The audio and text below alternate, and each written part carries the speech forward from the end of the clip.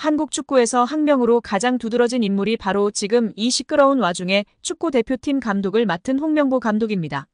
박종환 감독이 대표팀을 이끌던 1995년 한국팀은 코리아컵 준결승전에서 예선에서 쉽게 승리했던 잠비아에 패했습니다. 그런데 이 경기 전날 박 감독의 억압적이고 비인격적 훈련에 불만을 품고 있던 홍명보, 황선홍 등 주전 선수들이 경기 전날 술집에서 대취할 정도로 술을 마신 사실이 언론에 보도가 돼 난리가 났습니다. 그래서 홍명보 선수 등은 징계 위기에 처했는데 이들은 그 제보자로 박 감독을 꼽았고 언젠가 안 갚음하리라 맹세했다고 합니다. 다음해 아시안컵 8강대 이란전에서 한국은 6대2로 참패하였습니다. 유례를 찾기 힘든 처참한 패배입니다. 특히 전반에 2대1로 앞서고 있었는데 휴식 시간 라커룸에서 무슨 일이 있었는지 후반에만 연속으로 5골을 먹은 것입니다. 당사자들은 부인하지만 이 사건은 축구계뿐 아니라 축구팬들도 의혹을 거두지 않고 있습니다. 박 감독은 결국 감독에서 물러났고 당시를 회상하며 자살까지도 생각했을 만큼 개인적으로도 충격이 컸다고 했습니다. 한국이 참패를 당하자 국내 언론들은 11회를 이끌고 있는 홍명보가 태업을 이끌었다. 박종환 감독을 끌어내리기 위해 선수들이 태업을 했다라는 등의 뒷말들이 나돌기는 했지만 끝내 참패 원인의 진실은 밝혀지지 않았습니다. 당시 한 언론은 홍명보 선수가 과학적이고 체계적으로 지도하는 감독을 원한다며 스파르타식 훈련을 고집하는 박종환 감독에게 노골적인 반기를 들었지만 누구보다도 체계적으로 지도했던 아나톨리 비쇼베츠 전 감독에게도 노골적인 불만을 터뜨렸다고 전했습니다. 조중현 당시 KBS 해설위원조차 홍명보가 선수로서의 본분을 망각한 것 같다. 옛날에는 감독의 그림자도 밟지 않았는데 어쩌다 이 지경이 됐는지 모르겠다고 개탄했다고 합니다. 하석주 전 전남 감독은 최근 언론 매체 오센과의 인터뷰에서 11회는 그냥 봉사단체다. 내가 회장을 맡고 있다. 라고 밝힐 뿐 특별한 이야기는 하지 않았었습니다. 선수들을 완전히 장악한 감독은 아마 거스 히딩크 감독이 유일할 것입니다. 부임 후 선수들을 지켜본 후 그는 자신의 스타일과 맞지 않는다며 이동국 선수를 대표팀에서 탈락시켰습니다. 이동국 선수는 당시 대표팀 부동의 스트라이커였습니다. 난리가 났지만 히딩크 감독은 꿈쩍 않았습니다. 이동국 선수가 한 방에 날아가는 것을 보고 당시 건방이 하늘을 찌르던 대표팀 선수들은 정신을 번쩍 차렸습니다. 긴 머리 휘날리던 테리우스 안정환 선수는 머리를 자르고 뽀글이 파마를 하고 트레이닝 센터에 나타났습니다. 이는 히딩크 감독이 레알 마드리드 등 명문 유럽 프로팀의 감독이었고 직전 월드컵에서 한국팀을 5대0이라는 처참한 스코어로 지식여버린 네덜란드 팀의 감독이었기에 가능한 일이었습니다. 그런데 지금 월클 반열에 오른 손흥민과 차기 월클 이강인, 바이에른 민헨의 김민재 등이 즐비한 한국 대표팀입니다. 고작 K리그 선수발로 우승 몇 번 한 감독이 자기가 최고라고 자부하고 있는 상황 속에서 과연 어떨까요? 제대로 된 절차도 밟지 않은 낙하산 감독인 주제에 선수들이 너무나 불쌍할 따름입니다. 따라서 홍명보의 연봉은 최소 20억에서 최대 30억 원 수준이라는 것인데요. 월드컵 이후 아시안컵까지 계약을 장기간 맺었습니다.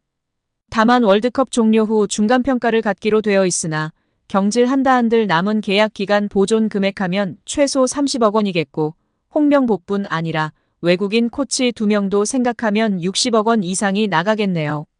정말 최악인 것 같습니다. 경질 없이 가도 홍명보 30억 원의 외국인 코치들까지 하면 연 60억 원 이상씩 나가는데 대체 왜 캐나다를 이끌고 코파 4강까지 간 제시마치를 안 잡았고 바로 프리미어리그 승격을 코앞에서 놓친 바그너 그리스로 유로를 아쉽게 못 나간 포엣을 버리고 홍명보인지 당최 이해가 가질 않습니다. 정말 최악입니다. 축협. 반드시 책임을 져야 할 것입니다. 지금 당장 말입니다. 박문성 축구 해설위원이 정몽규 대한축구협회 회장을 비판했습니다. 박 해설위원이 27일 MBC 라디오 뉴스 하이킥에 출연해 정 회장에게 직격탄을 날렸는데요. 박문성 축구 해설위원이 정 회장이 자진해서 사퇴하지 않는 이유를 두고 정 회장 마음속에 들어가 보지 않는 이상은 알 수 없다. 하지만 축구협회 회장 자리는 매력적인 공간이다. 우리는 축구협회장 자리를 한국 축구의 수장 정도만 생각한다. 하지만 국제축구연맹 피파가 진행하는 월드컵을 포함한 모든 국제적인 행사에 축구협회장 자리로 가면 그 의전은 사실상 거의 대통령급에 해당한다고 말했습니다.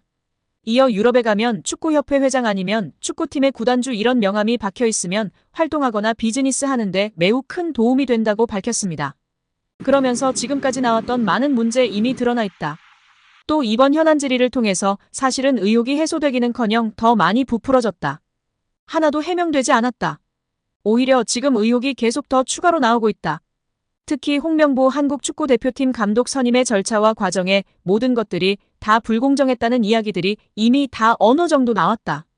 이제는 지금의 이 체제 그만 끝내는 것이 옳다고 전했습니다. 국회 문화체육관광위원회 강희정 국회의원이 국제축구연맹 피파에 최근 진행 중인 대한축구협회 국정감사에 대해 문의한 결과 피파도 한국 정부가 한국 축구의 좋은 거버넌스를 위해 감사하는 것인지 축구협회 회장 선출 조항이 민주적인지 검토 중이라는 답을 얻었다고 밝혔습니다.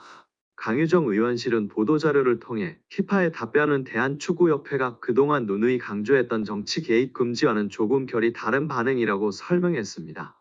강희정 의원이 피파에 질의한 내용은 피파가 대한축구협회 제3자의 부당한 개입이 확인되면 징계를 받을 수 있다는 내용이 적혀있는 공문에 대해 국회의 축구협회에 대한 현안 질의와 문제부의 감사가 제3자의 부당 개입에 해당하는지 국회와 문화체육관광부로부터 축구협회 관련 정보를 받을 의향이 있는지 축구협회 회장 선거 규정이 독립성과 민주적 절차를 보장하고 있는지 제3자의 부당한 개입의 범위는 어디까지인지였습니다. 이에 대한 피파 답변은 한국 정부의 감사가 부당한 영향에 해당하는지에 대한 확답은 아니었지만 피파는 한국 정부가 한국 축구의 좋은 의사결정 구조를 보장하기 위해 감사를 실시하는 것에 대해 이해하고 있다. 한국 정부가 구체적인 상황을 가지고 있다면 대한축구협회와 공유한 후 대한축구협회가 이를 피파의 공식 채널로 전달할 수 있기를 권장한다는 내용이었습니다. 또한 피파도 대한축구협회의 선거 절차가 적절한지 검토하고 있다며 피파는 선거 절차와 관련 AFC, 아시아축구연맹과 함께 대한축구협회와의 논의를 시작하여 관련 조항을 피파의 기준에 맞추기 위한 논의를 2023년 12월에 시작했다는 답변도 받았습니다. 이에 대해 강희정 의원은 제3자의 개입 금지를 강조했던 축구협회와 달리 피파는 각국 협회의 국내법과 피파 정관 모두를 준수할 것을 요구했다나요. 피파 각 국회와 문화체육관광부가 한국 축구의 좋은 의사결정 구조를 보장하기 위한 감사를 실시하는 것을 높이 평가한다 한 만큼 축구협회도 국내법과 피파 정관에 따른 투명한 의사결정 구조를 만들어야 한다라고 말했습니다. 다만 피파와 현대가의 유착관계에 대한 우려도 나오고 있는데요. 이는 피파의 전략적 목표와 관련이 있습니다.